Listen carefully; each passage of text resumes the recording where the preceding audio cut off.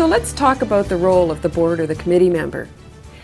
Now there's a difference between a member services body and a regulatory body. What is that difference? Well, the key distinction is that the role of a member service organization, or professional association as they're sometimes called, is to advance the interests of its members and the profession. Whereas the role of a self-regulating body is to promote the public interest. It's a key distinction. The focus of a professional regulator is solely to protect the public.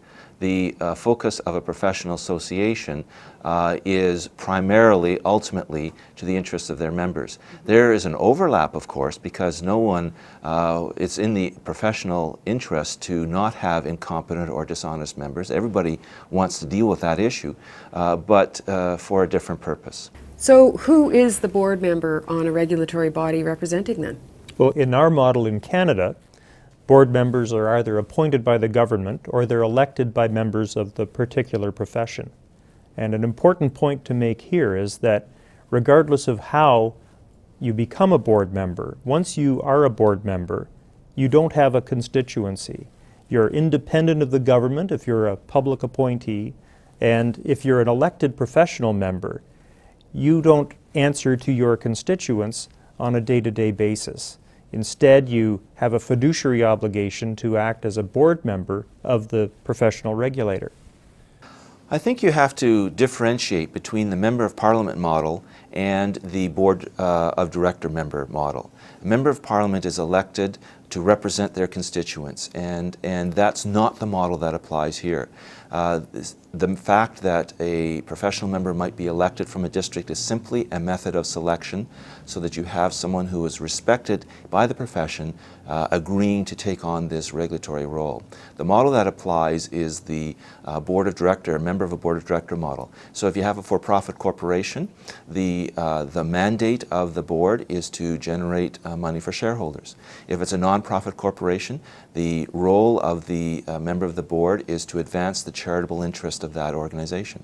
For a regulatory college, the role is to set standards and to enforce those standards in the public interest. Now, what if the public interest is not necessarily the best interest of the profession? What should a board member do then? Well, the public interest has to take priority in that situation, and professional self-interest has to be second on the list.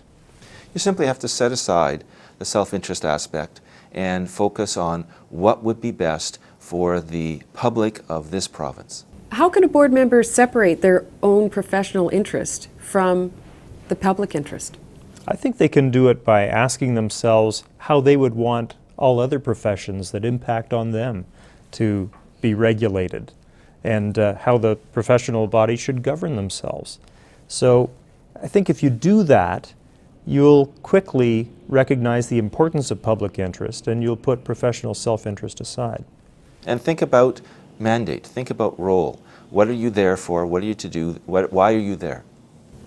And the answer is to protect the public? For sure. Yes. What about public members? Do they have any different role to play? No, they don't. They shouldn't be seen as being advocates for the public, just as elected professional members shouldn't be seen as being advocates for the profession. And in my experience, it's quite remarkable, really, that when people come together from these diverse backgrounds, they really do recognize the importance of acting in unison in the public interest.